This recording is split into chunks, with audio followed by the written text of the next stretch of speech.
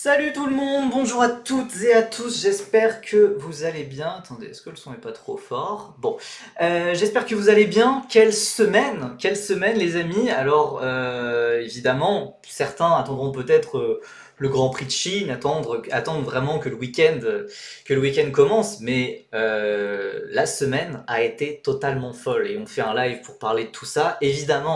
Évidemment, en point central, ça sera autour de l'Africa, pour plusieurs raisons. La première étant notamment que Dorian Pain rejoint Iron Dams, et que Dorian Pain et Iron Dams rejoignent l'Africa. C'est la news de la journée, peut-être dans tout le sport auto, même s'il y a aussi l'officialisation de Théo Pourchaire chez McLaren en IndyCar, pour ceux qui n'ont pas suivi.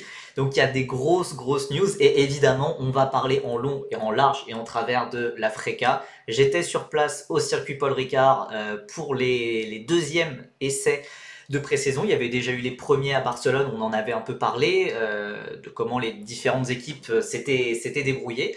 Et on avait déjà les premières tendances qui se dessinaient et au Paul Ricard, ces tendances se sont confirmées un peu plus. Alors par contre, dans ces essais au Paul Ricard, il n'y avait pas Dorian Pain. Ce qui fait que par exemple, je n'ai pas pu, j'ai pas pu l'interviewer. Donc, j'aurais bien aimé pouvoir la rencontrer, mais elle, Dorian Pain, elle était occupée en F1 Academy à Zandvoort. Il y avait aussi des essais en cours de saison, un peu comme en F3 à Barcelone d'ailleurs.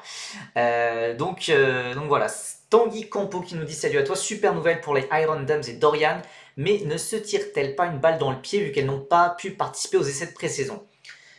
Alors déjà, Marta Garcia, elle a participé aux essais de pré-saison, elle était avec Prema, et Dorian Pain, certes, elle n'a pas fait les essais de pré-saison, mais Dorian a quand même beaucoup roulé en FRECA, en essai privé avec Prema depuis fin 2022. Elle connaît limite mieux, elle connaît même mieux la FRECA que la F4 qu'elle conduit actuellement en F1 Academy et qu'elle a conduit en F4 Emirati. Le plan d'Oriane Pain en monoplace, ça date pas d'hier. Hein. Ça date pas d'hier, donc je pense qu'ils sont bien préparés. Enfin, elles sont bien préparées. Le truc, c'est quand même que la FRECA, ça va être très compétitif. On va y revenir de toute façon sur toute l'année.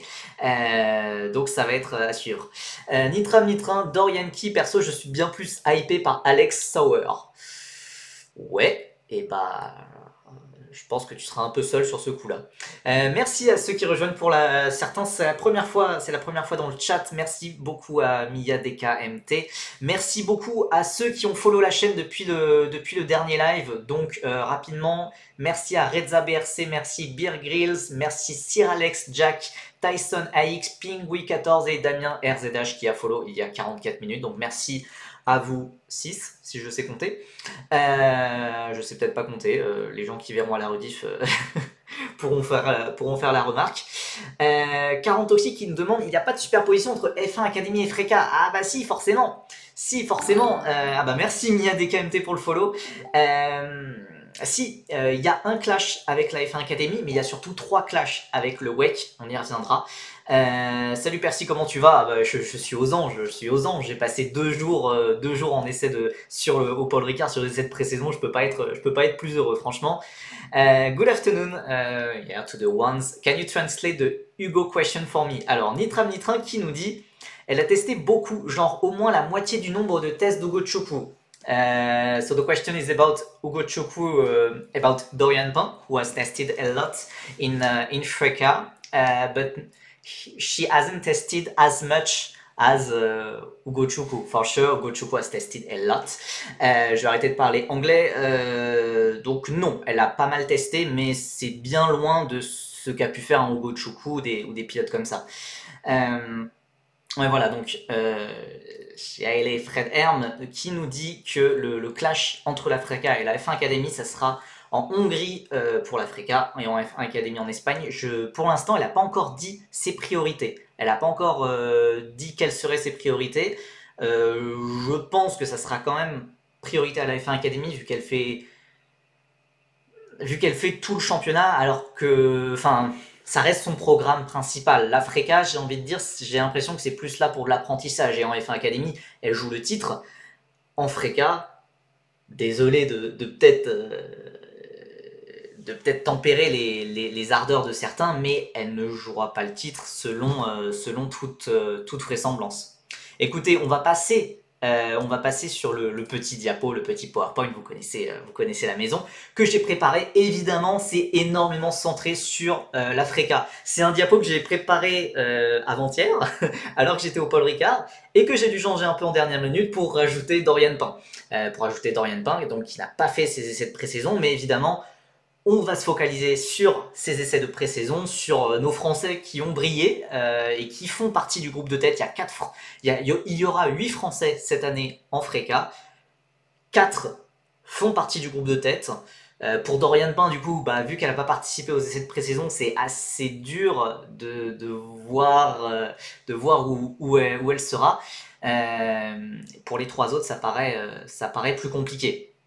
Mais on va aussi parler, j'en profite pour faire un peu le menu de cette soirée, on va aussi parler rapidement de l'Eurocup 3, car il y a un championnat européen qui repart ce week-end à Spa-Francorchamps, avec un plateau très faible par rapport à l'Africa, donc on va passer assez rapidement, même s'il y a quand même quelques pilotes à surveiller, dont notamment un certain Nicolas Tsolov qui doit se racheter après le fiasco total de son début de saison F3, et notamment de ce qui s'est passé à Melbourne. Je ne vous refais pas le topo avec son crash délibéré en essai libre. En quantité, oui. En quantité, c'est très bien l'Eurocup 3. Il y a 25 pilotes, c'est très solide. Sauf que voilà, c'est compliqué. On a une question sur Brando Badoer qui a été très rapide. Alors on y reviendra, mais je vais répondre en anglais pour notre auditeur américain. Crash délibéré.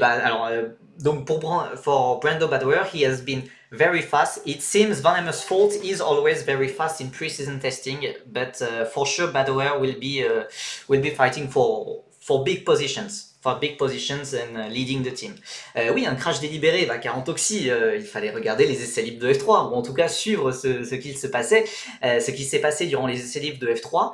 Crash délibéré où il a foncé totalement sur Alex Dunn, volontairement, qui lui a octroyé la très lourde pénalité de 3 places de pénalité sur la course à grille inversée. Voilà. Mais donc voilà, surtout Tsolov, il a été dans un tumulte médiatique en partie qui s'explique en partie quand même, mais voilà, il a reçu un certain torrent de haine, et pour un pilote de 17 ans, c'est forcément pas évident, même si il est totalement 100%, 2000% fautif sur son action, et donc il va essayer de se racheter en Eurocup 3 ce week-end. Donc on parlera de l'Eurocup 3. Je ferai aussi un petit aparté sur Théo Pourchère qui fera ses débuts en IndyCar avec Arrow McLaren ce week-end à Long Beach. Donc ça sera ses grands débuts en IndyCar, à notre champion de F2 en titre. Et aussi un petit aparté sur la news qui est un peu sortie aujourd'hui, et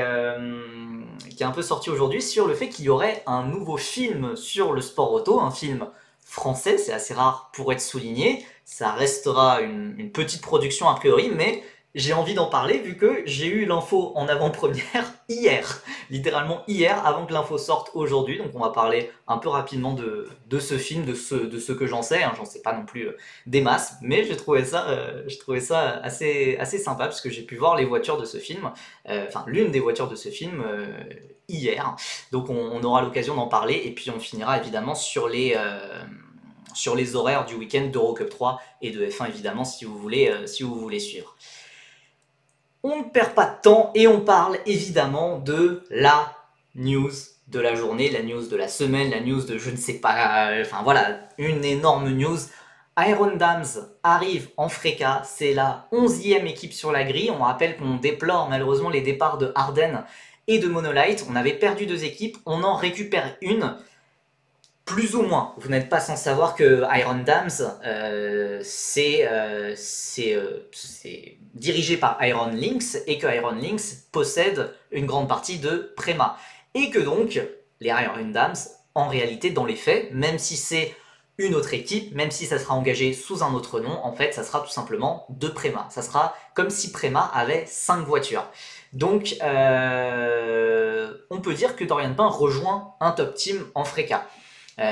Donc on aura Prema qui alignera Raphaël Camara, James Wharton, Ugo Ugochukwu, et Prema qui alignera sous le nom d'Iron Dams les voitures de Marta Garcia, la championne de F1 Academy, qui avait déjà été annoncée précédemment chez Prema, mais finalement voilà, qui alignera donc Marta Garcia et notre Dorian Pain national. Dorian qui va finir sa saison en F3 si ça continue comme ça. Ça va être compliqué. Non, en vrai, je pense pas. Mais clairement, l'objectif, il est là. C'est d'aller en F3 en 2025.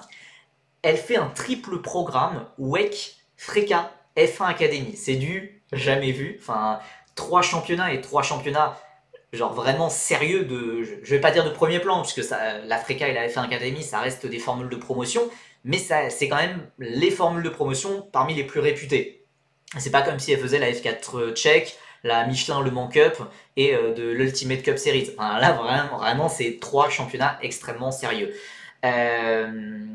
Donc, le but, c'est de la préparer à la F3 en 2025. Natoon28 qui nous dit « Je suis pas réellement surpris de Pain et Iron Dams en Freca, à voir si c'est juste pour cette année ou s'il y a un projet long terme. » J'ai l'impression que le projet d'Iron Dams en monoplace tourne quand même beaucoup autour de Dorian Pain. C'est pour ça que j'avais été très surpris de l'annonce qui avait été faite mercredi, qui avait été faite hier, que Marta Garcia rejoignait les Iron Dams. Je voyais pas vers quoi ça menait. Est-ce que ça voulait dire que Marta Garcia allait abandonner la monoplace et aller très rapidement bifurquer sur de l'endurance, en sachant, en prédisant peut-être un flop en Freca cette année? J'ai l'impression que le projet Iron Dams est pas mal porté, au moins pour le côté monoplace, sur Dorian Pain. Et c'est vrai qu'au vu de ses performances, on comprend pourquoi ils investissent autant sur elle. Au-delà de son excellent début en F1 Academy à Jeddah, il y a surtout cette saison de F4 Emirati où elle avait moins d'expérience que ses coéquipiers et elle a fait une victoire, elle a fait une pole, elle a fini septième du championnat en loupant la dernière manche pour se préparer à la F1 Academy justement. Donc ouais, j'ai l'impression quand même que le projet tourne pas mal autour de Dorian Pain. Après, Iron Dams soutient des pilotes de karting, donc en fait ça peut continuer à faire une progression logique. Tu peux placer des pilotes en F1 Academy et les faire monter en Freca chez Iron Dams. En vrai ça peut être très sympa, et surtout qu'Iron Dams, voilà, ça reste Prema, et que donc il y a des passerelles qui se feront très facilement s'il y a des bonnes performances en Formule 3. Pour Dorian Pain, clairement c'est le plan, hein, la Formule 3 en 2025. Bab1342 qui nous dit « Je comprends rien avec Iron Lynx et Prema, qui appartient à qui et pourquoi ?» Alors, si je ne dis pas de bêtises, peut-être que des fans d'endurance me reprendront, mais Iron Lynx a racheté Prema. Iron Lynx possède Prema, ou en tout cas est majoritaire chez Prema. Maintenant, Prema garde son autonomie, hein, ça reste toujours René Rossine qui s'occupe de Prema, etc. Mais voilà, il y a une très très forte coopération entre les deux. On l'a bien vu en endurance entre Prema et Iron Lynx, et on l'a bien vu aussi en F4 italienne, où il y avait parfois Maya Veug qui était engagée avec la bannière Iron Dams, alors qu'en fait ça restait une Prema. Donc voilà. Where did Veug finish in the standings last season in Freca? Veug a fini 17ème, 17th, je pense, 17ème, avec KIC Motorsport, qui était l'une des pires équipes, one of the worst teams. Je préférais des Iron Dams en F4 italienne directement au lieu de la F1 Academy. Bah, on a déjà eu ça avec Maya Veug. Après, la F1 Academy, ça donne quand même une exposition médiatique qui est vraiment incomparable à toutes les autres F4. Alors certes, la F4 italienne, c'est la F4 de référence, mais en fait, il faut bien comprendre que la F1 Academy, ça broie la Freca en termes d'exposition et de visibilité médiatique. Donc c'est un boost énorme pour ces jeunes pilotes, pour ces pilotes féminines, de courir en F1 Academy à côté des Grands Prix de F1, où c'est quasiment autant suivi que la F2, je dirais, enfin en tout cas plus que la F3, je suis assez sûr. Et oui, le problème c'est que Maya Veug, je suis d'accord avec Natoon28, c'est que on aurait pu avoir Veug en Freca en fait du coup. Je comprends pas. Je pense que, puisque Maya Veug était en Freca l'an passé, et n'avait pas eu cette place qu'elle méritait potentiellement chez Prema, et elle a dû rétrograder en F1 Academy. Et Veug ne roulera pas en FRECA cette année. Elle redescend à l'échelon F4 alors que on trouve les opportunités pour Marta Garcia, on trouve les opportunités pour Dorian Pain. Donc je comprends pas trop. Après, on sait pas, à tout moment il y a une annonce Veug dans une semaine. Ouais, j'y crois moyen. J'y crois moyen. Enfin, ça serait bizarre en tout cas que ils annoncent. Iron Dams annonce son arrivée avec seulement 2 voitures. Enfin, pourquoi pas avoir annoncé tout en même temps. Après, oui, voilà, c'est pas impossible, mais Maya Veug, j'ai l'impression qu'elle est assez peu soutenue quand même hein, chez Ferrari. Je trouve le projet Iron Dams très cool, ça permet de mettre en avant des femmes en sport auto sans les mettre dans une catégorie à part. Ah bah oui, c'est tout le projet d'Iron Dams et de Deborah Mayer, qui est la big boss suprême et qui est le soutien principal de la carrière de Dorian Pain. Mais c'est vraiment top. Et surtout, genre, c'est pas une équipe de fond de grille. Genre, on sait que c'est Prema qui est derrière, et que donc, si une pilote est vraiment compétente, elle pourra performer. Donc ça, c'est vraiment, on donne des occasions, des opportunités excellentes pour les pilotes féminines. Après, voilà, quels objectifs pour Dorian? Ça, c'est pas évident. Là, il y a Vice City Sports Cars qui nous dit Pain dans le top 10, Garcia dans le top 20. On va le voir, mais la grille de FRECA est extrêmement relevée. Et je parle pas que des pilotes français. Déjà, on a tous les pilotes Prema qui s'entraînent à ça depuis des mois et des mois. On a les pilotes Air Race, on a les Hard Grand Prix qui sont très compétitifs. On a on a des Saint-Éloque aussi. Top 15 en course régulièrement, ce serait pas mal. Ouais, en vrai, c'est ce que j'espère. Moi, top 15 et des points quand même assez régulièrement. Top 10 au championnat, ça me paraît vraiment compliqué.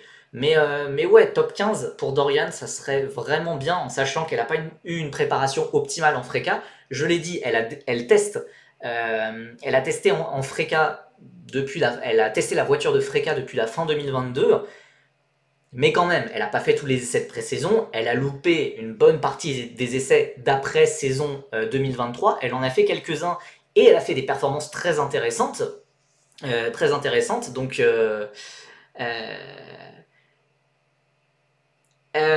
pour devenir modo sur ma chaîne, faudrait que je m'y penche un moment, un moment, parce que c'est vrai que pour l'instant il y a que ma fiancée qui est qui est modo, mais c'est vrai que ou contactez-moi en DM, en DM sur Twitter, à un moment je prendrai le temps pour ça.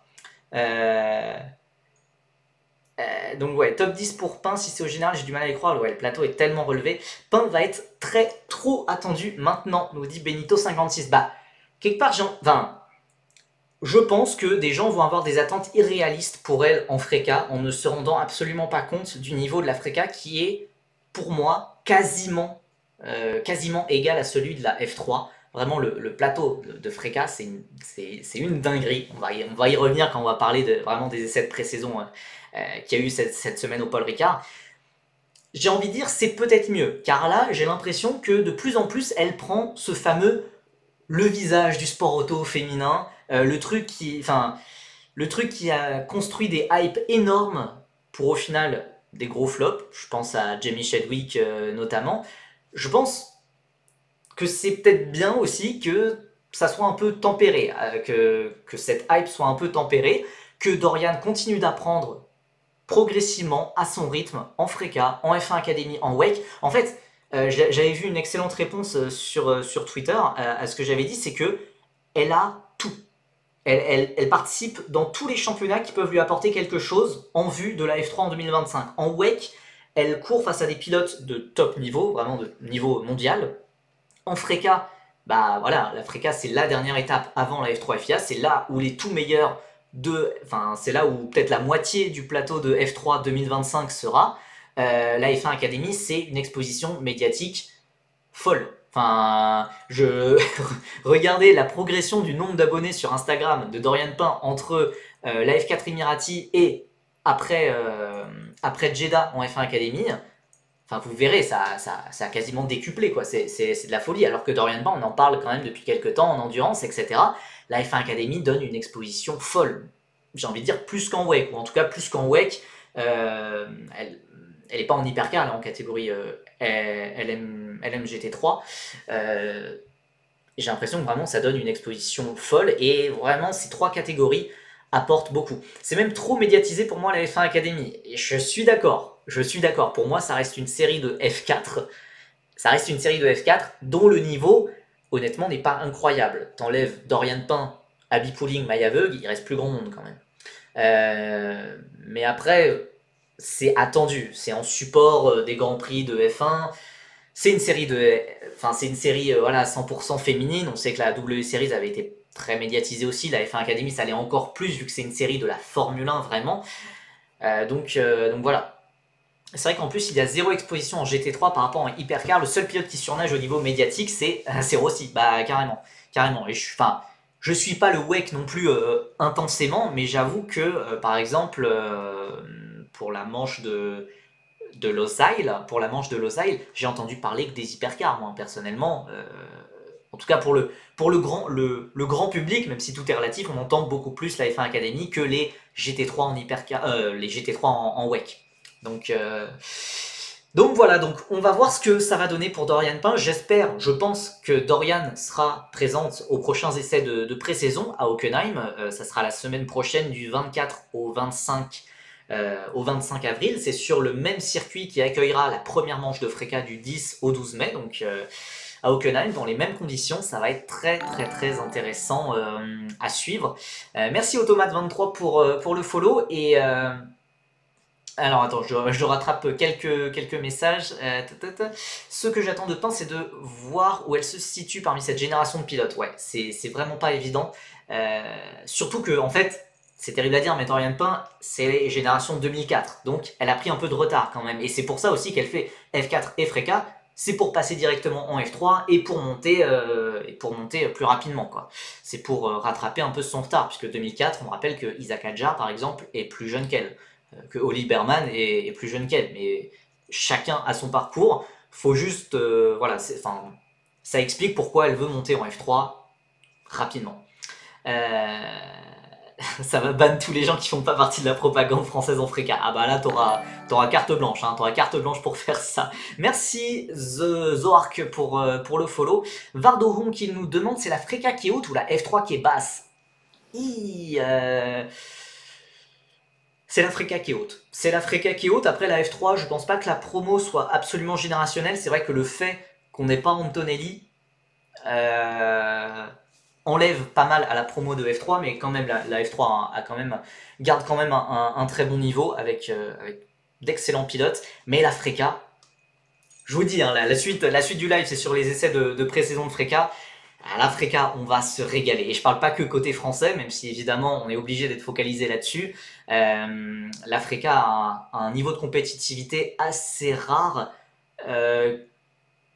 qui est globalement assimilable à celui qu'on a eu en 2021. Ouais, je dirais. En 2021, où on avait des Adrien David, des Isaac Hadjar, des Zayn Maloney. Voilà, donc ça va parler d'Andriolo du coup. Ah bah oui, ça va parler d'Andriolo, ça va parler de tous les pilotes, t'en fais pas. Après l'endurance, on parle plus des voitures que des pilotes. Ouais, c'est aussi pour ça que j'accroche pas. Moi, je suis un grand fan de pilotes et pas tant d'équipes ou de voitures. C'était que les hypercars sur le flux international. Bah ouais, c'est le problème en WEC. En tout cas, son entourage a bien géré son ascension, d'avoir d'abord réussi dans l'endurance. Ça lui a donné une crédibilité pour la monoplace. Ouais, clairement. Après, je pense, on verra. En fait, on verra. Je sais que l'endurance, comme elle a fait, je sais pas si elle a fait de la LMP3, mais voilà, le GT, le LMP2, etc., ça donne beaucoup, a priori. Ça se ressemble beaucoup d'ailleurs avec la FRECA. Ça se ressemble beaucoup au niveau aéro, de ce que j'entends. Donc, il y a moyen qu'elle se débrouille vraiment bien. Et les essais d'après-saison qu'elle avait fait étaient très prometteurs. Maintenant, voilà, elle part quand même d'assez loin en loupant ses premiers essais de pré-saison. il y a un endroit sur le net pour voir la Freka en direct. Ah mais oui, tout sur YouTube, sur la chaîne officielle de la Freka, sur la Formule régionale européenne by Alpine. Tout est sur YouTube, qualif et course. Et évidemment sur mon compte Twitter, parfois sur la chaîne Twitch, on essaiera de commenter plusieurs courses, hein, vous en faites pas. Puisque c'est des commentaires en anglais, moi je vais apporter des commentaires en français, donc j'essaierai de faire ça le maximum. What are things you keep your eye on during the test? Race pace, qualifying pace, tire management, etc., etc., and timings. Yeah, of course. Bon, écoutez, est-ce qu'on ferme cette parenthèse d'Oriane Pain et est-ce qu'on partirait pas sur le reste, en fait, le reste des pilotes, toutes les autres équipes, les autres Français, les pilotes qu'on retrouvera devant, et il y aura des Français. Vous en faites pas. Alors, on est obligé de commencer malheureusement par les tenants, enfin malheureusement, par les tenants du titre. On est obligé de commencer par les tenants du titre. Prema, donc l'équipe qui sera aussi derrière les Iron Dams de Marta Garcia et d'Oriane Pain. Les trois pilotes ont constamment joué devant, Rafael Camara, Ugo Chukwu, James Wharton. Le truc, c'est que Rafael Camara n'est pas tant favori que ça. Hein. On sait que c'est le meilleur redoublant, que c'est un pilote protégé de la Ferrari Driver Academy. Mais le truc, bah, c'est qu'il surnage pas. C'est censé être la saison de la confirmation, c'est censé être la saison où il joue le titre, où il gagne le titre, où il gagne son premier titre en monoplace. C'est pour ça que Ferrari l'a gardé en Freca. C'est pour avoir son premier titre. Et pour l'instant, c'est bien, mais on le sent pas dominateur. Face à Ugo Chukwu et face à Wharton, il est plus que bousculé. Wharton, il a été même excellent hein, durant toute la semaine, durant les 2 jours au Castellet, il avait déjà été excellent au Castellet en F4. Ils lui ont pas rendu service en le laissant en Freca, je pense. Je pense que c'est surtout un challenge. Ferrari a voulu le challenger. Ils ont beaucoup de pilotes dans leur académie Ferrari, avec notamment Tuka Taponen. Ils ont viré James Wharton, mais il y a encore Tuka Taponen en Freca. Je pense que vraiment Ferrari a voulu le challenger pour voir en mode maintenant tu es le favori numéro 1, t'as plus l'excuse de Antonelli, t'as plus l'excuse de voilà. Là, il n'y a plus l'excuse, il faut performer.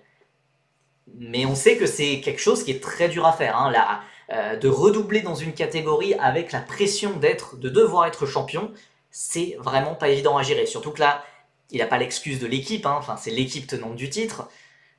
Donc énormément de pression sur Rafael Camara, et pour l'instant c'est vrai qu'il n'est pas impérial, il n'avait pas été impérial cet hiver au Moyen-Orient.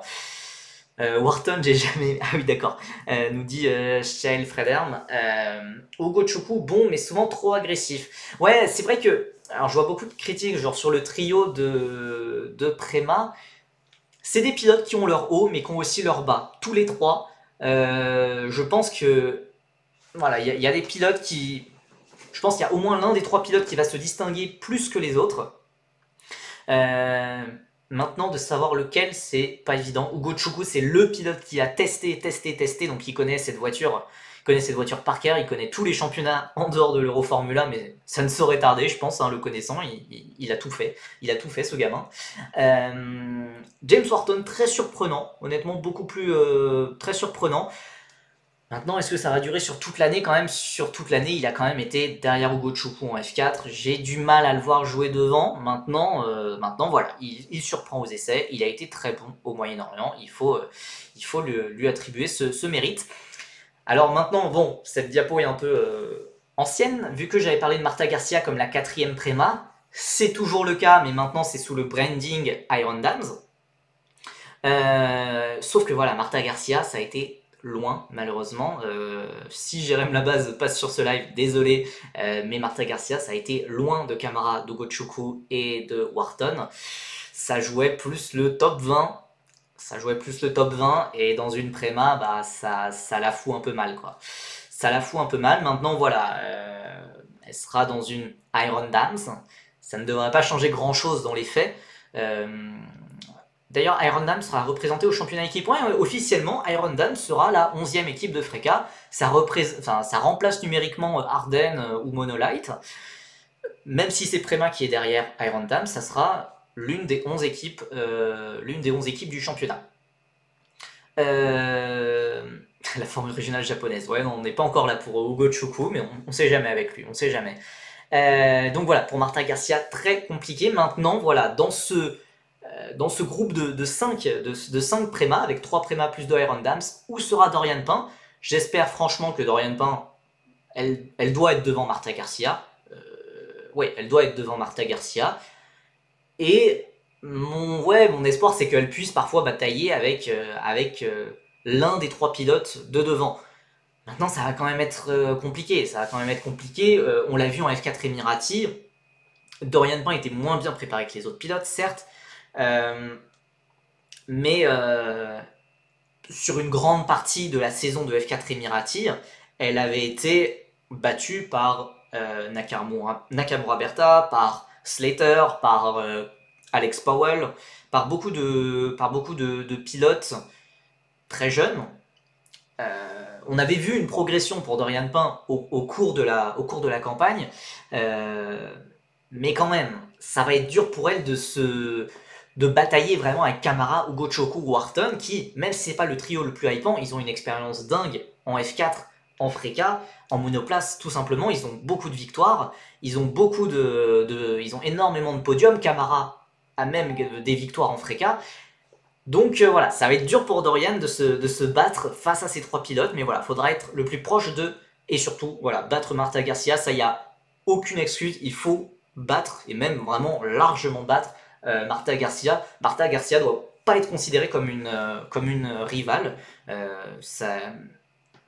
Au vu des attentes autour de Dorian Pain, au vu de ce qu'elle nous a montré en F4 Emirati cet hiver, au vu de ce qu'elle a montré en F1 Academy aussi, Dorian Pain ne joue pas dans la même ligue que Marta Garcia, donc voilà, il faut jouer devant, il faut essayer de se rapprocher du trio de tête, du trio des prémas officiels, et donc, et voilà, essayer de jouer les points.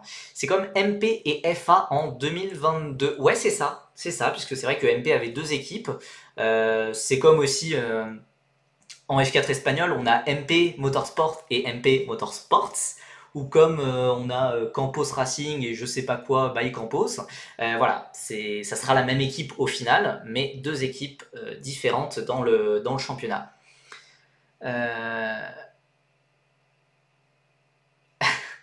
Si elle veut monter en F3 en 2025, elle retrouvera les mêmes que cette année, donc on surveillera sa progression tout au long de la saison. C'est exactement ça. Clairement, en Freca, elle va jouer contre ses futurs adversaires. Elle va jouer contre une quinzaine de pilotes qui va monter en F3, l'an prochain. Donc voilà, c'est un excellent entraînement. Puisque c'est pas en restant dans la petite F1 Academy qu'elle va rencontrer beaucoup de ses futurs rivales. Dans le meilleur des scénarios, enfin non, en fait, j'ai du mal à voir Epin, Eveg et Pouling toutes les 3 en F3 l'an prochain. Les probabilités sont quand même assez faibles. Il n'y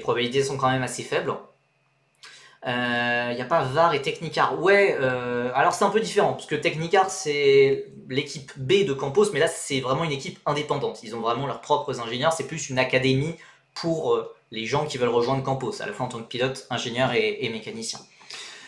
Donc voilà, mais les 3 prémas de Camara, Ugo Chukwu, Wharton, on sait que ça va jouer devant. Ils l'ont montré aux essais, à chaque session, ces 3-là, ils étaient devant.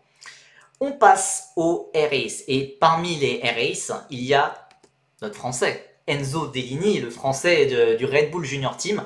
Clairement, les 3 Air-Race sont dans le coup. C'est pas comme l'an passé où on avait que Tim Tramnitz et Martin Stenson et le très lointain Mathias Sagaceta derrière. Clairement, là, les 3 Air-Race sont dans le match, quasiment tout le temps dans le top 10, les 3. On avait globalement cet ordre-là, Taponen, Dellini, Zachary David, même si parfois Dellini passait premier, parfois Dellini passait troisième. Voilà, la hiérarchie est plus claire que chez Prema. On a l'impression que chez Prema, ils sont quasiment tous de même niveau. Chez Air-Race, on a le sentiment qu'il y a un peu plus de hiérarchie, sur les essais. Petite mention quand même pour Enzo Dellini qui n'a pas fait la formule régionale Moyen-Orient, qui a donc 15 courses de moins avec cette voiture que Taponen et Zachary David, qui ne sont plus des rookies officiellement. Donc malgré ça, Deligny est déjà dans le rythme, et ça c'est très positif. On sent que voilà, il y a encore des choses à gagner en maturité, sur la gestion. Sur la gestion peut-être de certains moments forts. Je pense notamment en qualif peut-être, ou même s'il est très bon en qualif, il a jamais eu ce truc, il a jamais eu cette pole position en F4 espagnol. Vous verrez, il n'a fait aucune pole en F4, malgré un nombre incalculable de deuxième place. Et parfois, on sent que clairement, la vitesse est là pour Enzo Deligny. Maintenant, il faut tout mettre bout à bout, et il va falloir progresser et apprendre au fil de l'année. Mais voilà, ce sera le pilote le plus jeune de la grille. Franchement, faudra pas lui tomber dessus si les premières courses sont un peu compliquées. Ce qui va être intéressant, ça va être surtout la progression. Et voilà, en fin d'année, il faut qu'il joue les victoires. Mais j'espère même qu'il pourra jouer les podiums, les top 5 d'entrée de jeu dès le premier week-end, même si voilà, l'opposition va être très très forte. Voilà, Taponen, Tuka Taponen, donc champion de Formule régionale Moyen-Orient cet hiver. Chaque jour qui passe, il est un peu plus le favori. Il est un peu plus le favori. J'avais tendance à dire en début de saison que Raphaël Camara était le favori au vu de son expérience, mais voilà, Taponen, ce qu'il l'a montré cet hiver, ce qu'il a montré lors des essais, c'est ultra solide. C'est ultra solide. C'est comme Anthony l'an dernier, s'il gagne pas lors des 4 premières courses, je m'énerve. Oui, non, mais c'est vrai qu'il a pris un peu de temps hein, lors des 4 premières rounds, même je pense, donc lors des 8 premières courses. Anthony a mis du temps à gagner, même s'il était toujours dans le top 3 au championnat, il a mis un peu de temps à avoir cette première victoire. Donc voilà, Tuka Taponen, c'est juste vraiment ultra solide. Donc c'est forcément celui qui est attendu pour jouer le titre, mais voilà, ses coéquipiers sont pas si loin. Zachary David, faut pas oublier que même si on le connaît pas trop, c'est quand même un pilote qui a fait 4ème de Formule régionale Moyen-Orient cet hiver, donc là aussi gros talent, et qui a pas été ridicule en F4 italienne non plus en finissant 7ème ou 8ème. Voilà, 3 pilotes ont un sacré palmarès, ont un sacré niveau, et ça se voit lors des essais, les 3 vont jouer devant, et on espère évidemment qu'Enzo Deligny jouera encore plus devant que ses 2 coéquipiers. On passe à une autre équipe française, puisque RS est une équipe française, mais on a aussi 2 autres équipes françaises, à commencer par Hard Grand Prix, qui alignent tout simplement les 2 derniers champions de France de Formule 4, avec Alessandro Giusti, qui a rejoint la Williams Driver Academy, et Evan Gilter, le tenant du titre de F4 française, qui fait ses débuts à plein temps en FRECA. Et c'est très intéressant, les ART semblent bien plus en forme que l'an passé. On sent qu'ils ont réglé pas mal leurs soucis de moteur notamment.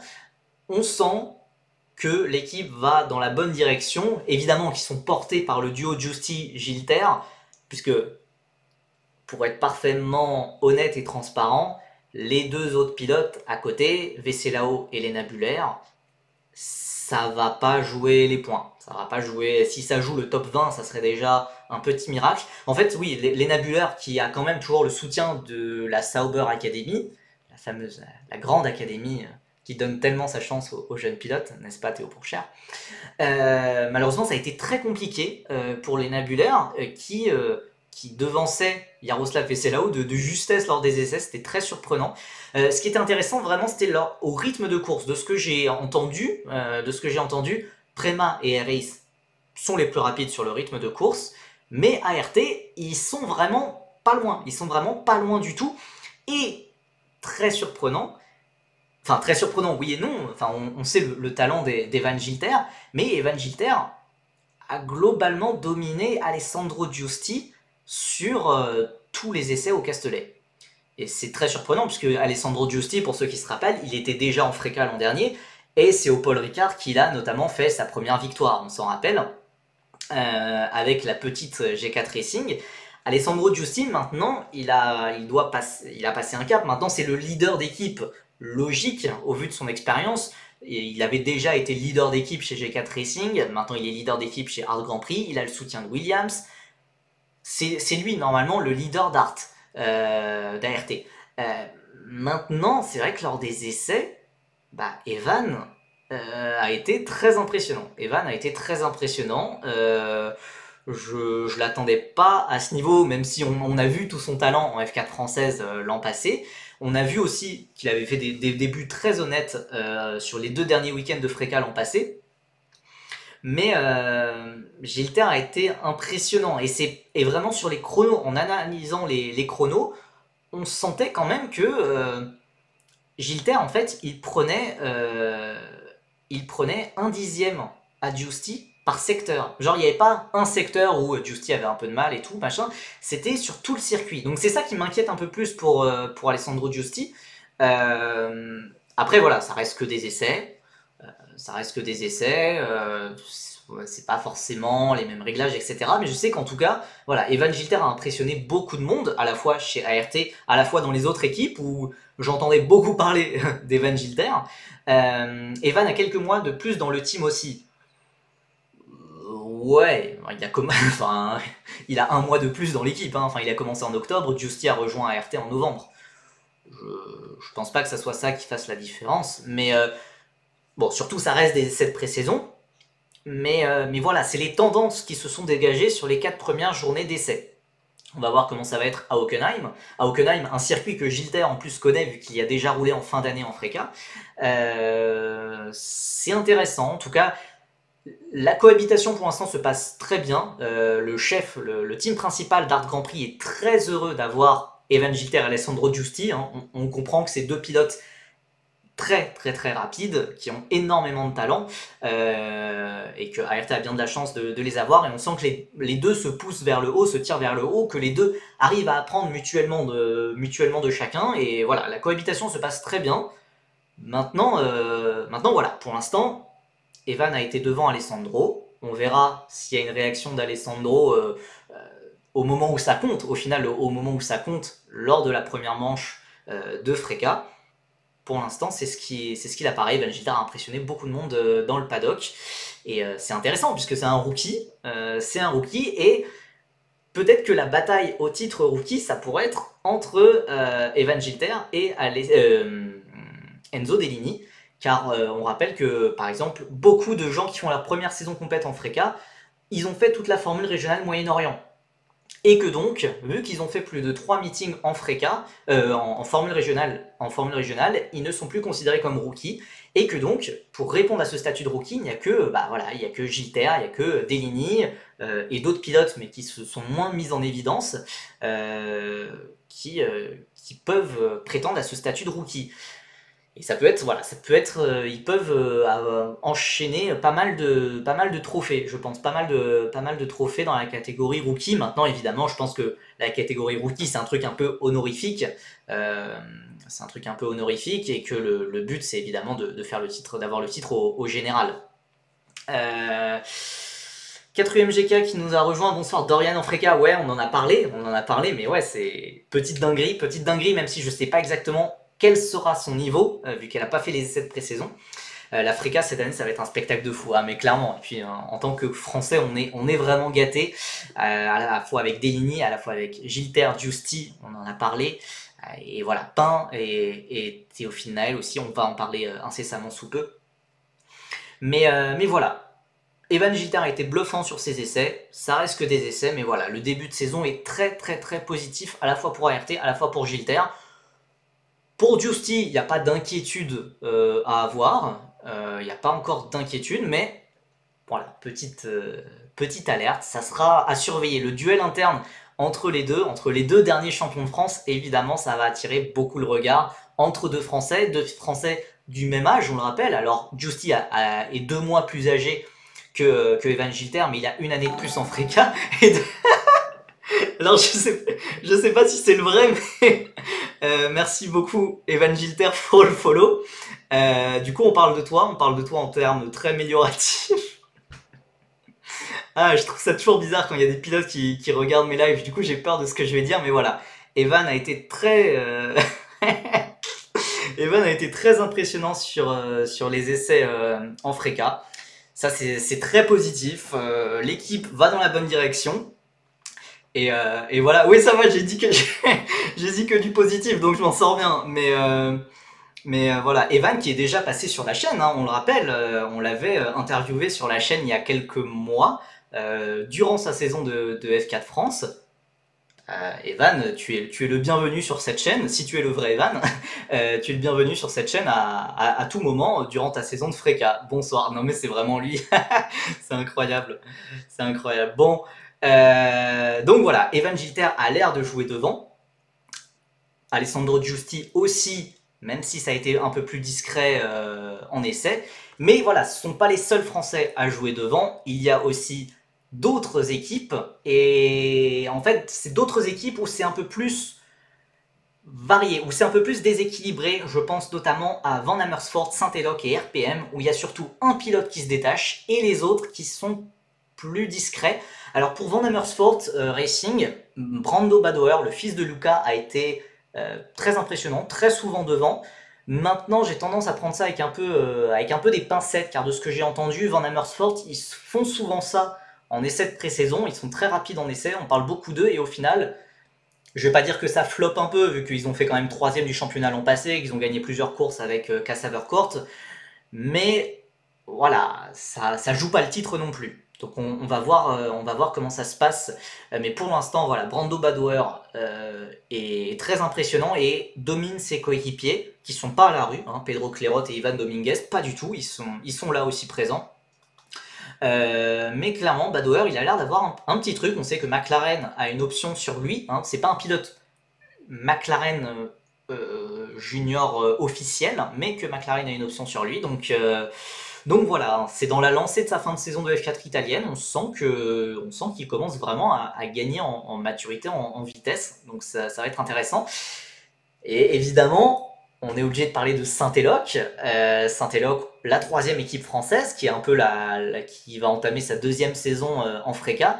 Théophile Nael, champion de F4 espagnol, a été brillant. Il a vraiment dominé ses coéquipiers pendant les essais. Là aussi, un très bon rythme en qualif, en course, en pneus neufs, en pneus usés. Voilà, il domine ses coéquipiers, ça c'est pas le sujet. Maintenant, quelle hiérarchie pour Saint-Eloch face aux autres équipes? Clairement, je pense que Saint-Eloch a progressé. Maintenant, jouer le titre, voilà, jouer face à Prema, face à Air-Ace, faut peut-être pas s'avancer, mais Théophile Nael a été constamment devant. Il faut voir aussi, alors je sais qu'il y a eu j'ai entendu des petites critiques par-ci par-là quand je parlais de Théophile Nael autour de moi, qu'il était un peu trop agressif lors de sa campagne au Moyen-Orient, qu'il est souvent chez les commissaires. J'ai envie de dire oui, certes, mais ça avait été aussi le cas en F4 Emirati, et il s'était calmé ensuite en F4 espagnol, et il avait gagné le titre. Je trouve beaucoup de similarités entre sa campagne de F4 Emirati et sa campagne de Formule Régionale Moyen-Orient. Il peut y avoir des similarités entre la campagne de F4 espagnol et la campagne de Freka. En tout cas, voilà, Théophile Nael a bluffé beaucoup de monde, et c'est un pilote qui va jouer devant, à n'en pas douter. Maintenant, est-ce que ça va jouer les podiums? Est-ce que ça va jouer plus les points? C'est difficile à dire pour le moment, mais ça va jouer devant. S'il nous fait la même que l'an dernier, je signe perso. Ah bah, je suis totalement d'accord. Hein. Je suis totalement d'accord. Hein. Théophile Nael qui avait fait un braquage en F4 espagnol en dominant le championnat, en battant Campos, en battant MP Motorsport, qui sont les deux mastodontes de la F4 espagnole. On n'est pas à l'abri que Théophile Nael nous refasse le coup, hein. Clairement, il y a une vitesse folle. Il l'a montré au Moyen-Orient, il le remontre un peu chaque jour lors de chaque session en essai.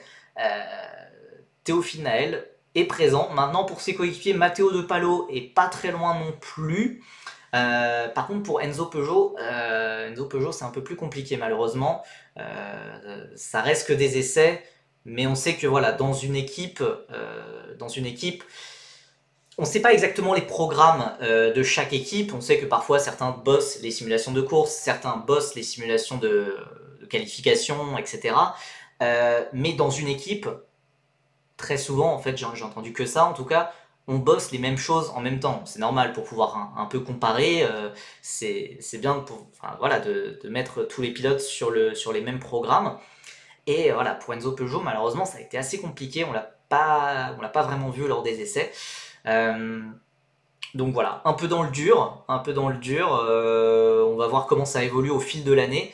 Mais pour l'instant, le vice-champion de France de F4 est assez discret, surtout face à Théophile Naël, qui fait parler, mais qui fait beaucoup parler. Vraiment.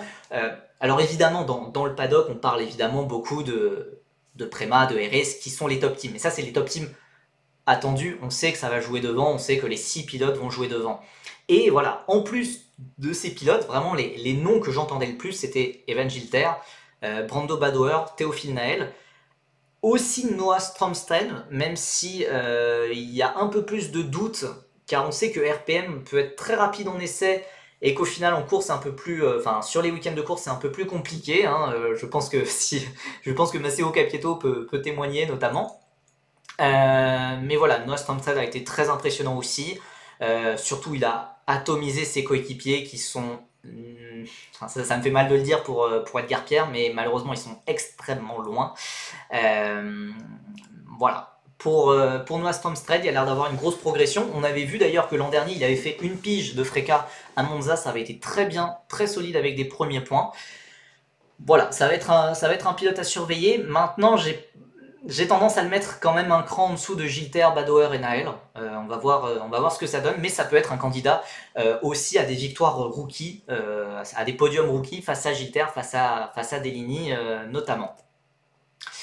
Il y a des énigmes, il y a des équipes, des mastodontes, des formules de promotion comme Trident, comme MP, qui sont présents en Freca, mais qu'on n'a pas trop vu.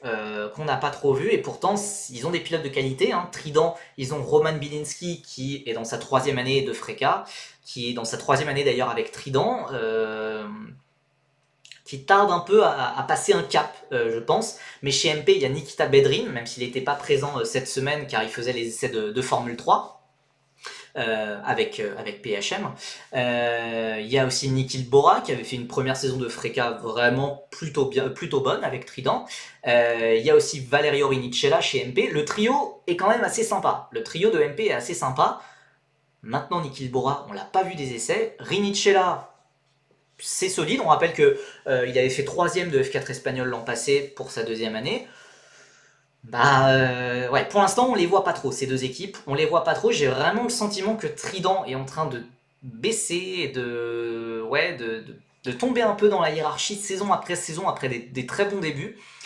Trident qui aligne Nicolas Lacorte, jeune pilote Alpine, qui est probablement là beaucoup plus à cause du budget que à cause de ses performances, car je parle pas que des essais, hein, je parle évidemment de sa saison de F4 italienne chez Prema où il a fait au final 9e au championnat, je pense. Très loin de ses coéquipiers de Prema. Voilà, hein, la gestion de l'Alpine Academy, c'est clairement recruter des pilotes payants pour financer la saison de certains. Je pense notamment aux saisons de Victor Martins, de Gabriel Emini, de Kin Nakamura Berta, qui sont des pilotes pas payants. Quoique Gabriel Emini un peu plus, mais en tout cas, voilà, Martins et Nakamura Berta, c'est des pilotes qui n'ont pas tant de budget que ça. Et je pense que pour financer, voilà, l'Alpine Academy doit être quelque chose d'autonome. Alpine n'a pas envie d'investir sur des jeunes pilotes et c'est bien dommage puisque voilà, on en a parlé, mais je pense qu'il y a des jeunes pilotes français qui ne sont pas encore dans des académies qui le mériteraient.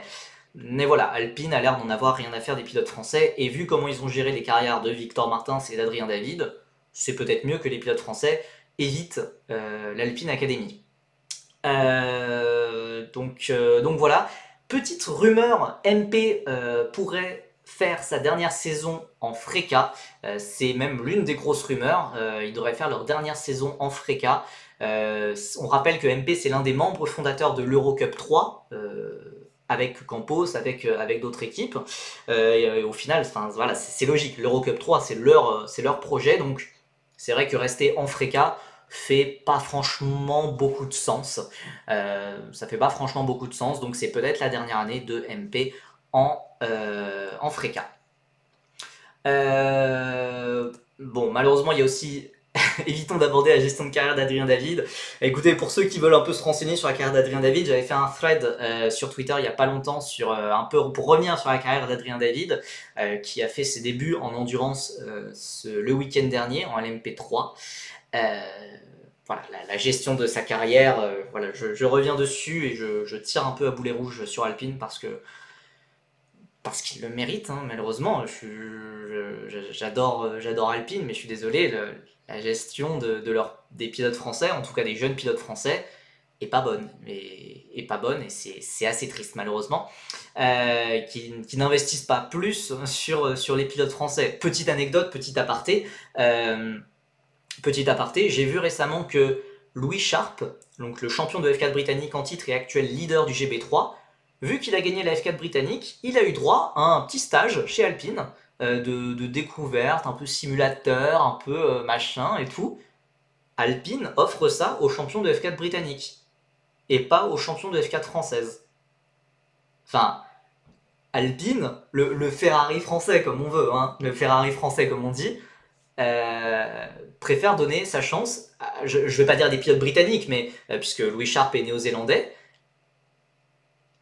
pourquoi je comprends absolument pas. Je comprends absolument pas. Après voilà, tant que, enfin moi que les pilotes français restent loin de l'Alpine Academy, ça me va très bien. Ça me va très très bien. Euh, c'est honteux, mais bon, voilà. Après pour Louis Sharp, c'est un pilote qui mérite totalement d'être en lien avec une académie. Il fait aucun problème avec Louis Sharp. Ce gars a un énorme talent. Pour ceux qui suivent un peu sa carrière en Angleterre, le Ferrari français, mais seulement la partie négative de Ferrari. Ah bah clairement, là c'est plus le Jaguar, hein. C'est plus le Jaguar français là, vu comme c'est parti. Donc voilà. On finit avec deux équipes qu'on n'a malheureusement pas trop vues. G4 Racing, donc l'équipe de Romain Andriolo, l'un de nos Français.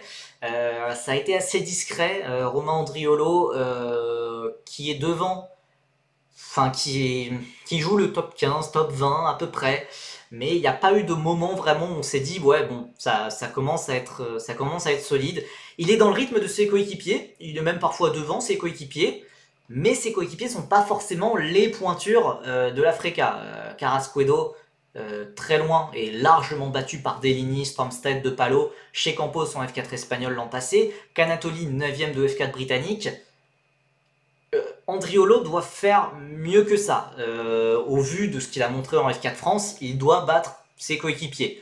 Pour l'instant, c'est bien, hein, ses essais sont bons, mais pour l'instant, voilà, on ne s'enthousiasme pas derrière Andriolo. Et voilà, G4, j'ai l'impression que ça va être un peu un retour sur Terre. Et que s'ils ont une histoire en Freca un peu en dents de scie. On se souvient en 2021. 2021, ça avait été énorme avec des victoires avec Belov. Puis 2022, 0 points. Puis 2023, les victoires avec Justy. Puis 2024, voilà. Carrasquedo, le U est muet. Je sais pas si c'est une blague que j'ai pas compris ou si c'est juste un fait. Je ne sais pas. Je pense que c'est juste un fait et qu'il n'y avait pas de blague derrière. Carrasquedo. Pas une blague. Ok, bon bah Carrasquedo. Très bien. Donc voilà, pour G4, je suis pas super optimiste. Il y a aussi une autre équipe, KIC. J'ai avalé un... Excusez-moi, il y a un moucheron qui me tourne autour depuis le début du live et il a décidé de se jeter sur moi. Je reviens.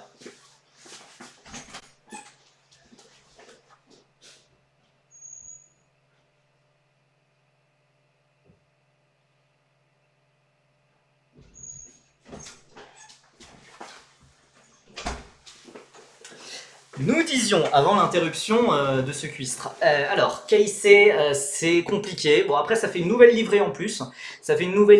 Vu qu'il y a le soutien d'Evans Grand Prix. Le moucheron doit être envoyé par Alpine. Je pense que c'est ça, hein. Je pense qu'ils me surveillent et qu'ils m'ont à l'œil, hein. Clairement, c'est vrai que j'ai de moins en moins de patience avec Alpine. Au moins, là, le moucheron m'embête plus. Et pour la première fois du live, je suis calme.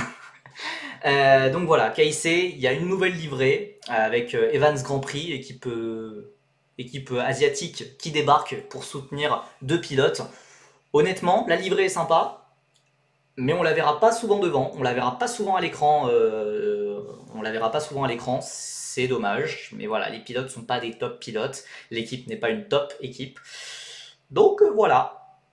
Voilà, et évidemment, donc il y a la 11e équipe. Alors je sais qu'il y avait une question sur Monolight, Léo Belliti qui nous avait demandé Monolight, ça en est où? J'avais posé la question à Mattia Tremolada, le directeur sportif de Monolight, en début de semaine pour savoir, hey, on se croise au Paul Ricard ou tout, et il m'a lancé un message, il m'a répondu, t'inquiète, tu verras demain, tu verras demain. Et le lendemain, j'étais au Paul Ricard, ils étaient pas là. Donc, donc j'imagine que du coup, Monolight, ça paraît un peu mort. Ça paraît un peu mort. C'est dommage. C'est franchement dommage puisqu'ils sont en discussion avec James Headley et Kevin Foster qui sont deux très très bons pilotes qui mériteraient 100 fois leur place en FRECA, beaucoup plus que certains pilotes qu'on a mentionnés un peu plus tôt, voilà, qui sont dans des équipes comme G4 et KIC. Voilà, malheureusement, Monolight n'a pas l'air d'être présent sur la grille. Il n'y a pas encore d'officialisation, mais ça sent de plus en plus mauvais. Le fait aussi qu'il y ait une nouvelle équipe avec Iron Dams me fait dire que ça va vraiment être compliqué, puisque je sais que la FRECA n'a pas envie de retrouver des grilles à 36 voitures où ça devient où c'est très rapidement le bordel, puisqu'il y a 36 000 safety cars. Je pense que malheureusement Monolight on peut peut-être un peu dire au revoir, et c'est un peu dommage. C'est pas encore officiel, il y a encore un espoir, mais je suis pas super optimiste. Je suis pas super optimiste clairement. Maintenant, enfin, il y a des pincettes évidemment à prendre sur les résultats des essais, car à Barcelone, donc à Barcelone début avril, début du mois, c'est totalement différent en début avril que des conditions qu'on aura quand on ira faire les courses à Barcelone fin septembre. Ça sera totalement différent. Et au Castellet, la manche du Castellet en FRECA est programmée en juillet, donc ça sera des conditions totalement différentes. Donc voilà, la réalité des essais n'est pas forcément celle des week-ends de course, mais quand même, ce que j'ai envie de dire, c'est que on a vu quand même des tendances. Franchement, on a vu toujours les mêmes pilotes s'incruster dans le top 10. On avait toujours les 3 Prema de Camara, Ugo, Choukou, Wharton, les 3 RS de Taponen, Deligny, Zachary David. On avait toujours une ART et demi, pour être honnête, j'ai envie de dire quand même 2 ART avec Gilter et Giusti. On avait la Saint-Eloque de Naël, la Van Amersfoort de Badoer, on avait la RPM de Stromsted.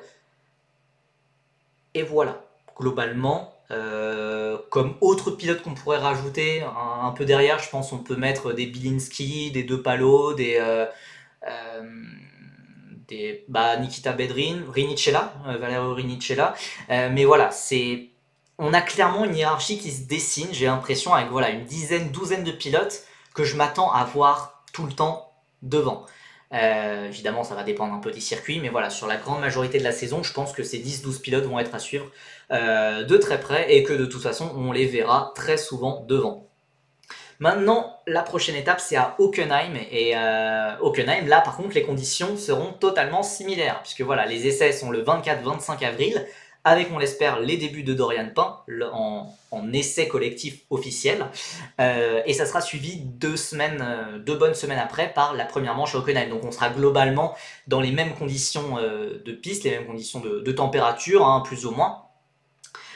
Donc ça va être les essais de Hockenheim vont être sûrement plus représentatifs que ce qu'on a vu à Barcelone et au Castellet, mais quand même, voilà, sur les 8 matinées, après-midi, enfin toutes les sessions, on avait quand même ce groupe de 10-12 pilotes qui étaient constamment là. Et parmi ce groupe de 10-12 pilotes, je le rappelle qu'on a 4 Français avec Evan Gilter, Alessandro Giusti, Enzo Deligny, Théophile Naël. Voilà, maintenant la question c'est où va être Dorian Pain est-ce qu'elle peut rejoindre ce groupe? Honnêtement, sur le début de saison, non. Je vois pas comment ça peut être possible. Mais voilà, j'espère que, un peu comme elle l'a montré en F4 Émiratique, elle peut progresser petit à petit et que ouais, elle peut s'incruster dans ce groupe peut-être en fin d'année. Hein, ça pourrait être très sympa, voilà, d'essayer de marquer des points pour Dorian Pain. En tout cas, voilà, on aura un premier élément de réponse de où elle se situe dans la hiérarchie à Hockenheim. Voilà, je l'ai dit, je le redis, il faut qu'elle batte très largement Marta Garcia et qu'elle essaye de s'approcher des pilotes Prema officiels. Un petit point maintenant sur, on peut fermer la parenthèse, le chapitre Freka, on continuera évidemment de parler, surtout qu'on ne sait pas le niveau d'Iron Dams. Ah, 4ème GK, tu n'es pas venu sur le début du live, non plus j'ai vu que tu étais arrivé en cours de live. Iron Dams, ça sera Préma, ça sera Préma, ça sera un peu les 4e et 5e Préma. Ça sera un peu les 4e et 5e Préma en fait, voilà, c'est Préma qui est derrière les voitures, Préma et Iron Dams, c'est la même société derrière, c'est Iron Lynx qui est derrière Préma et Iron Dams. Donc le niveau d'Iron Dams, c'est le niveau de Préma. Maintenant, c'est des pilotes qui ont, enfin Dorian Pin et Marta Garcia, c'est des pilotes qui ont beaucoup moins montré en F4 international que Kamara, Ogochukwu ou Wharton. Voilà, on va voir, qui ont beaucoup moins d'expérience aussi, surtout pour Dorian Pin, pas tant pour Marta Garcia. Mais donc voilà, Dorian Pin, elle rejoint un top team, elle rejoint un vrai top team en Freka, même si c'est sous le nom Iron Dams, c'est plus un branding, c'est plus, voilà, on change le nom, puisque voilà, Préma n'a pas le droit d'aligner 5 voitures. Donc voilà, on scinde un peu l'équipe en deux avec Préma et Iron Dams, mais Iron Dams, ça reste quand même Préma. Sasaki22 qui nous demande: salut Percy, sais-tu à partir de quand seront mis en vente les billets pour les week-ends de Spa et de Spielberg? Aucune info sur les sites respectifs. Bah ouais, j'aurais dit sur les sites des circuits ou je sais pas si en support de quoi, je crois que c'est en support de l'International GT Open, mais je suis pas sûr. C'est à voir sur le site du championnat de l'International GT Open, je pense. Voilà. Après voilà, ce genre d'événement, c'est pas non plus comme si c'était genre le Grand Prix de Monaco. Il y a toujours des billets dispo et souvent c'est pas très cher. Voilà, le GT Open, ça reste très accessible avec la Freka en support. C'est très sympa. Dans le doute, tu vas au circuit et tu cours très vite devant les vigiles et ça devrait passer. Bah ouais. Ou alors vraiment, alors ça marche plus en tant que journaliste qu'autre chose, mais genre arriver dans un endroit avec l'assurance, en étant juste confiant, en mode bah ouais, c'est ma place, ça passe. Alors que si t'essayes d'entrer un peu en scred, de dire ouais non, peut-être on va pas me voir et tout machin, là tu te fais repérer. Si t'entres en mode bonjour, ouais c'est ma place, je suis totalement là, voilà. Fake it until you make it, hein. C'est totalement ça, et c'est totalement comme ça que j'arrive dans les garages de différentes équipes. C'est plus ou moins légal, mais bon, ça passe. Merci Evian LSB pour le follow, merci beaucoup. Attendez les amis, on va bientôt s'approcher des 500 follow hein, sur Twitch. Hein, je sais pas on est à combien là, je sais pas on est à combien, mais petit à petit, on s'en approche. Attendez, on est à combien là les enfants, je sais pas. Oh là là, je sais pas utiliser Twitch. 492, venez, hein. On va bientôt arriver au demi-millier, ce qui est énorme, hein. En vrai, merci beaucoup.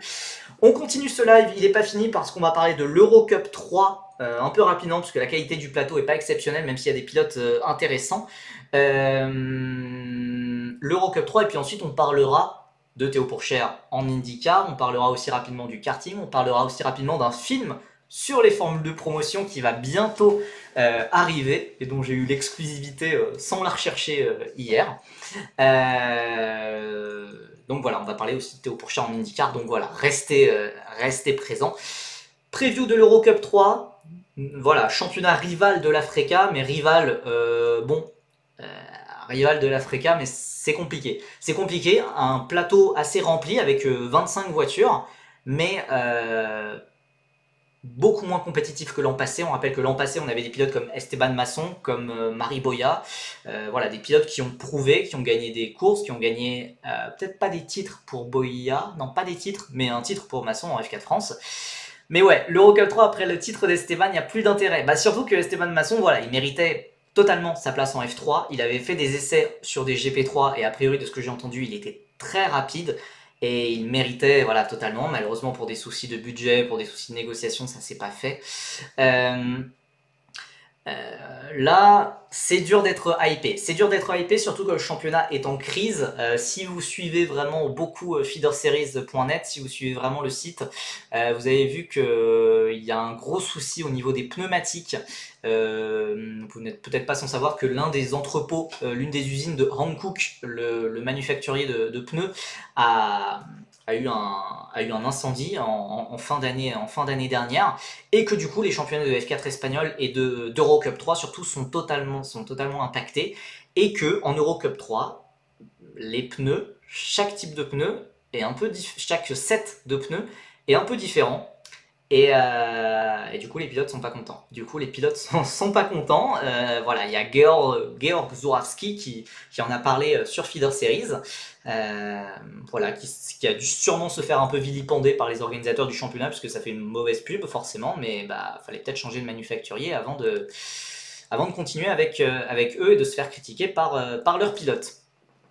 Je suis dégoûté qu'il soit pas allé sur de la F3. Je l'ai vu à Barcelone ce week-end sur de l'ELMS, mais c'est sûr que c'est pas pareil. Ah, mais de toute façon, on on n'en a pas parlé, mais le week-end dernier à Barcelone, il y avait le LMS, il y avait les Porsche Carrera Cup France, il y avait la Michelin Le Mans Cup, et il y avait plein de pilotes français. On avait du Masson, on avait du Capieto, on avait du Adrien David, du Victor Bernier, du Marcus Amand. On avait 36 000 vraiment pilotes français, des jeunes espoirs qu'on a imaginé un moment en Formule 3, voire même plus haut. Hein. Il y en a qui avaient une trajectoire pour aller vraiment très haut, qui avaient le talent, mais pas forcément le budget.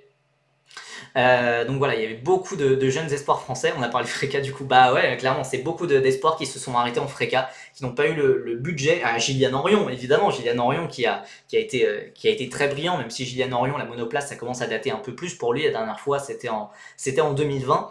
Avec son équipe privée familiale où il se battait face au Prema Van Amersfoort, c'était assez dingue. Je me demande si on pourrait voir Dedeker avec GRS en cours d'année. Oh, clairement, je pense, hein. Ça me surprendrait absolument pas. Je pense que tu peux avoir de vrais espoirs là-dessus. Hein. Dedeker, il a quand même un peu de budget, il est bien soutenu financièrement. Ça serait pas étonnant. Ça serait pas étonnant qu'il passe en Eurocup 3 en cours d'année. Maintenant, voilà, il y a des favoris qui se détachent, notamment Christian Ho, qui est probablement le seul top pilote du championnat, avec tout le respect pour les autres. Christian Ho a été vice-champion de F4 espagnol l'an passé. Il passe à la catégorie au-dessus en restant avec Campos. Et voilà, on a du mal à voir qui pourrait rivaliser avec lui.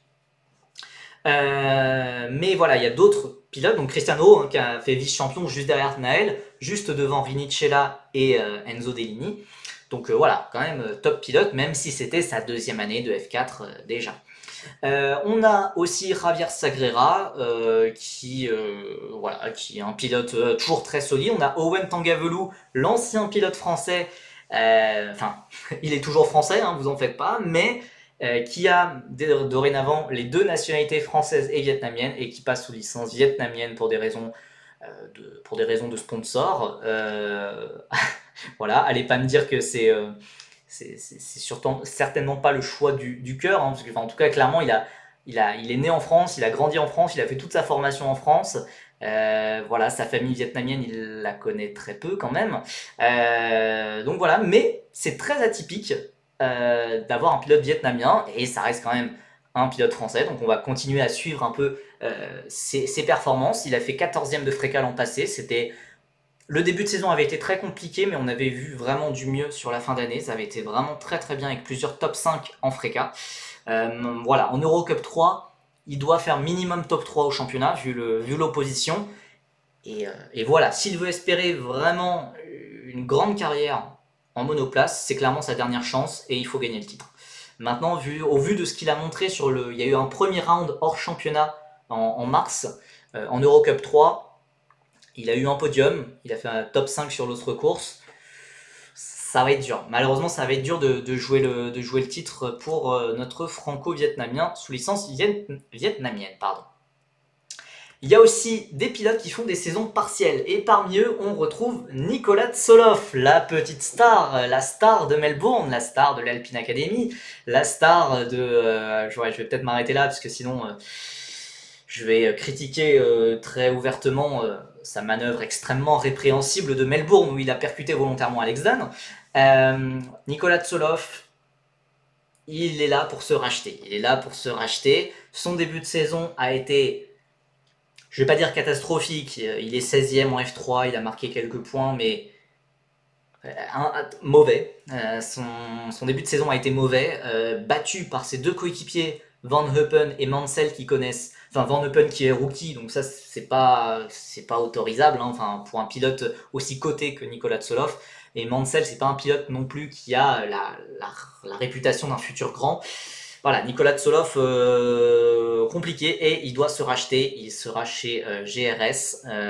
Voilà, c'est sa dernière chance.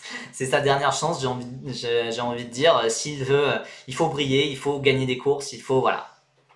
On a aussi d'autres pilotes qui retiennent un peu l'attention, comme José Garfias chez Saint-Eloc, l'équipe française, qui est aussi engagée en Freca et en Eurocup 3.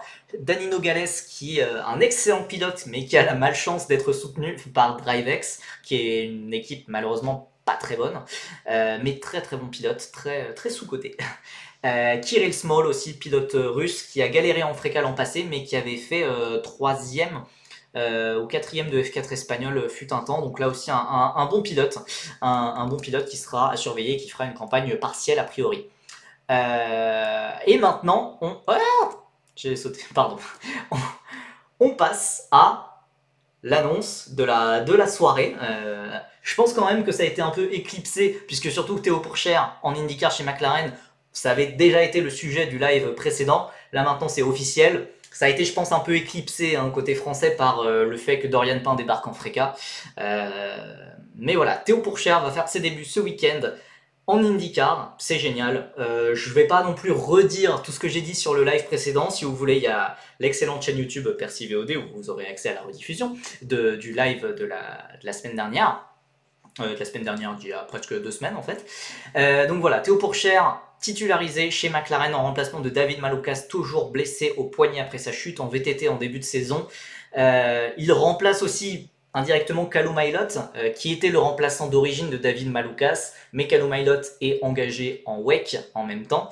Donc voilà, Théo Pourchaire chez McLaren. De ce que j'ai entendu, il pourrait aussi faire la manche suivante le week-end d'après à Barber. En espérant qu'ils se mettent pas dans le mur quand même, c'est pas un circuit facile. Ouais, non, clairement, Long Beach, pour commencer, ça y va. Enfin, c'est circuit urbain. En plus, voilà, avec McLaren qui est un top team en IndyCar, il a le package pour performer. Non, voilà, ça reste quand même. Il va découvrir la voiture d'IndyCar. Je suis pas sûr qu'il ait fait beaucoup de. Je suis même pas sûr qu'il ait testé. Je sais qu'il avait été en discussion avec Dale Coyne Racing en fin d'année dernière. Mais je sais pas s'il a testé la voiture d'IndyCar. En tout cas, il avait beaucoup été au simulateur de McLaren, ou beaucoup été au simulateur de Chevrolet, le motoriste de McLaren. Donc voilà, tout le meilleur, on souhaite tout le meilleur à notre champion de Formule 2. On va suivre ça évidemment pendant le week-end. Et aussi, je pense que ça veut définitivement dire que Sauber n'en a plus rien à faire de Théo Pourchaire. Si besoin, s'il y avait encore besoin d'une confirmation, là voilà. Grand Prix de Chine, de Formule 1 ce week-end.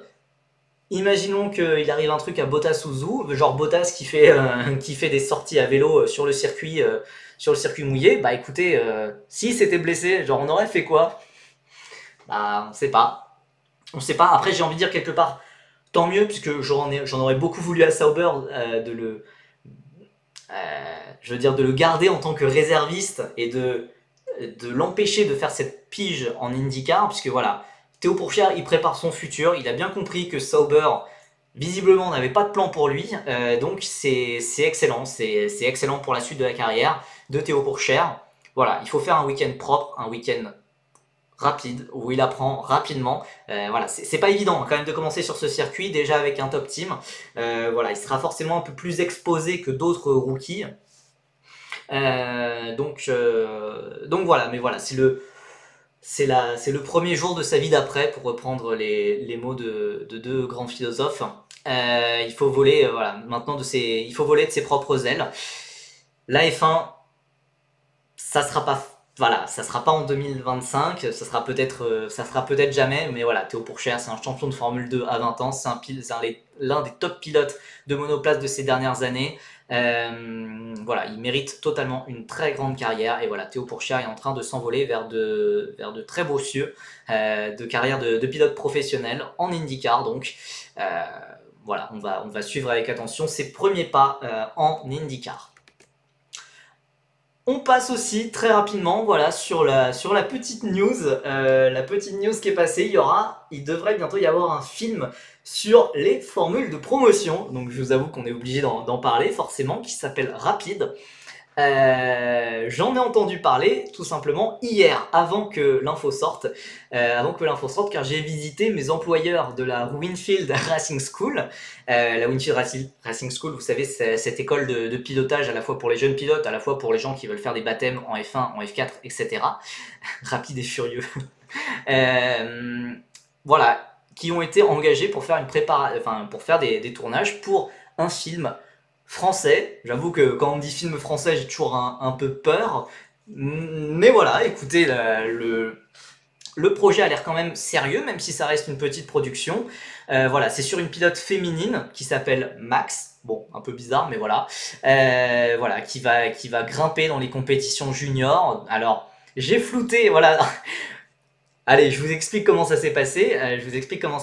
Donc, j'ai eu droit à une visite des ateliers de Winfield. Et donc, moi, j'ai pris mes petites photos et tout, machin. Et j'ai vu une voiture avec une Formule 3 régionale, donc une Formule régionale avec une livrée qui n'était pas celle de Winfield. Et j'étais en mode, mais c'est quoi cette livrée? Mais genre, j'avais déjà pris la photo un peu de l'atelier. Et en fait, quand j'ai posé la question, il m'a dit ah bah ça c'est pour un film et tout machin. Et il m'a un peu expliqué le pitch quoi. Et il m'a dit ah ça par contre tu gardes ça confidentiel. Il faut pas en parler, faut pas prendre de photos. Et j'étais en mode ah du coup bah ouais j'en ai déjà pris une quoi. Donc voilà, j'ai mis un gros flou blanc sur la photo, mais derrière ce flou blanc il y a l'une des voitures, la voiture du méchant d'ailleurs, c'était la voiture du méchant qui était dans l'atelier Winfield à ce moment-là de l'équipe Thunder. Donc voilà, il y aura des tournages qui vont se faire dans des courses d'Ultimate Cup Series. Voilà, avec la formule régionale, il y aura je pense aussi des formules 4. J'ai envie de voir ce que ça peut donner, puisque voilà, en tout cas sur tout le côté pilotage, sur tout le côté course, j'ai pleinement confiance en la Winfield Racing School. Je dis pas ça parce que c'est mon employeur, mais bon voilà, ils ont une expérience de 60 ans. J'ai envie de dire, voilà, je pense qu'ils savent faire leur taf, donc j'ai hâte de voir ce que ça peut donner. Même si c'est un film français, je pense que ça peut être sympa. Et puis au pire, bah, ça sera un navet absolu, et puis on se marrera bien, en le regardant quand il sortira au cinéma. Ça, c'est un nom de championnat pour Juju Noda. Mais Ultimate Cup Series, c'est un vrai championnat. Hein. C'est un vrai championnat semi-pro. Semi-pro, d'ailleurs, c'est le championnat où évoluera Enzo Richet, pour ceux qui se souviennent de la F4 France, 8ème l'an passé. Voilà, avec d'autres pilotes. C'est aussi un championnat qui a révélé Grégoire Saucier, qui a révélé Laurens Van Eupen, Tassana Pauline Trapou-Fassac est passé par là, le grand Tassana Pauline Trapou-Fassac. Donc voilà, il y aura des tournages qui se feront a priori en même temps que certaines courses du championnat de l'Ultimate Cup Series. Pas évidemment en même temps que... ils allaient pas faire courir en même temps que des voitures d'Africa. L'Ultimate Cup Series c'est quand même beaucoup plus amateur, c'est beaucoup plus accessible. Mais voilà, on va voir ce que ça peut donner ce film. Voilà, et évidemment... Sous le pressing constant de Nitram Nitrin, j'étais obligé de parler du karting, puisque évidemment, vous ne savez peut-être pas, mais tout le karting mondial est en France, à Val d'Argenton. C'est entre Tours et Poitiers, globalement, pour la faire vite. Ils ont divisé leur championnat F3R en deux catégories, n'est-ce pas? Ouais, en une catégorie Formule régionale et en une catégorie Formule Renault, donc avec les anciennes voitures. Je crois, ou en tout cas c'était l'ancienne réglementation. Maintenant ça a peut-être changé, hein. J'avoue que c'est les réglementations de 2022 là que je dis, j'avoue que je me suis pas mis à jour sur ce championnat. Mais donc voilà, le karting mondial arrive en France. Le week-end dernier on avait le droit aux Champions of the Future qui sont... Ah, pour les F3R? Bah je suis pas au courant du coup, faudra que je me renseigne à l'occasion. Mais on avait le droit aux Champions of the Future qui sont un peu la série préparatoire avant le grand championnat d'Europe et le championnat du monde. Voilà, c'est voilà, la grande série préparatoire. Et pour cette répétition générale qui a eu lieu le week-end dernier à Val d'Argenton entre Tours et Poitiers, nos Français sont passés totalement à côté, à la fois en Oka Junior. Ça a été un petit fiasco, on va pas se le cacher. Il y a Jimmy Elias qui s'en est sorti un peu mieux que les autres, mais même mon chouchou Louis Iglesias est passé à côté. c'est pas si grave en soi, puisque voilà, le truc qui compte vraiment, c'est le championnat d'Europe. Et le championnat d'Europe qui aura lieu dans 10 jours, qui aura lieu dans 10 jours à Val d'Argenton. Je vous avoue que je me tâtais pour savoir si j'allais sur place ou pas. Après cette répétition générale complètement foirée de nos Français, je me dis que bon, hein, ça peut être bien un petit week-end de vacances aussi. Donc voilà, mais moi évidemment j'ai beaucoup d'espoir en Louis Iglesias. D'ailleurs, bon, j'ai entendu peut-être des bonnes nouvelles sur un futur en monoplace pour Louis Iglesias. Je vais éviter d'en dire plus car c'est pas du tout sûr. Mais voilà, j'ai entendu des bonnes choses. Ça se prépare peut-être une montée en monoplace pour Louis Iglesias dans le futur. Louis Iglesias qui a fait podium dans le championnat d'Europe de karting, qui est devenu le premier Français depuis Evan Gilter à faire podium en championnat d'Europe de karting, donc forcément un pilote à suivre. Mais voilà, le pilote qui a dominé les Champions of the Future le week-end dernier, c'était bien évidemment le Belge Thibaut Raymakers, le Belge qui ne cesse d'impressionner, le Belge de 14 ans, dont on attend les débuts en monoplace avec impatience, car vraiment, depuis le début, on sent que ce gamin a un énorme talent, quelle que soit la catégorie, et que ça continue de performer même chez les grands en Oka, hein, qui est un peu la catégorie, voilà, la catégorie senior. On voit d'ailleurs même le contraste avec le pilote qui est à sa droite, enfin, à la gauche de notre écran, Joe Turney, qui est un pilote de désormais 22 ans. Il y a vraiment des adultes dans ce championnat, et là, tu as le petit Thibaut Raymakers, 14 ans. Bref, voilà, ça va être à suivre de très près le futur de la carrière de Thibaut Raymakers, soutenu par le Royal Automobile Club of Belgium. Donc c'est clairement pas impossible qu'on le voit en F4 l'an prochain, peut-être en F4 France, j'avoue que c'est un peu mon petit espoir. On verra ce que ça donne, mais clairement, Thibaut Raymakers, énorme talent. Le pilote ukrainien Alexander Bondarev est passé à côté de sa finale, mais lui aussi très gros talent qu'on verra chez Prema en F4 italienne l'an prochain et peut-être même en cours d'année. Je vous laisse avec les horaires. Ah, j'ai pas pensé à rajouter les horaires de l'IndyCar pour Théo Pourchaire. J'ai pas pensé. Si vous les avez, je suis prêt pour. Je suis. Ah, attendez, j'ai une bonne nouvelle en live. Pour ceux qui sont encore là, j'ai la photo de la licence française d'Enzo Dellini. Alors pour ceux qui n'ont pas suivi, Enzo Dellini courait sous licence espagnole pendant les tests puisqu'il n'avait pas encore 16 ans. Il a fêté son anniversaire hier et Enzo Dellini courra bien sous licence française. J'ai la photo devant moi. J'ai la photo devant moi, donc voilà, excellente nouvelle. Voilà, il y avait des questions administratives qui faisaient que voilà, il avait besoin d'une licence internationale pour rouler en FRECA.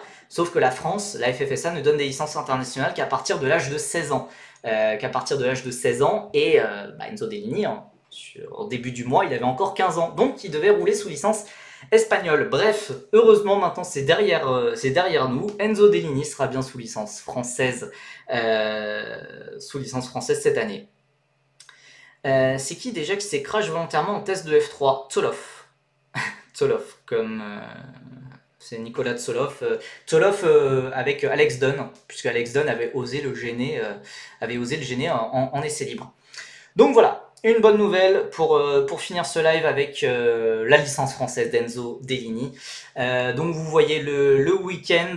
J'aurais bien aimé 22h35 la course d'Indy. Ok, bah ça c'est merci Automate23 pour l'avoir commenté, en tout cas l'avoir dit dans le chat. Donc vous voyez malheureusement l'Eurocup 3 qui est pas mal entre vendredi et samedi, et je vous avoue que j'aurais bien été chaud pour faire un petit stream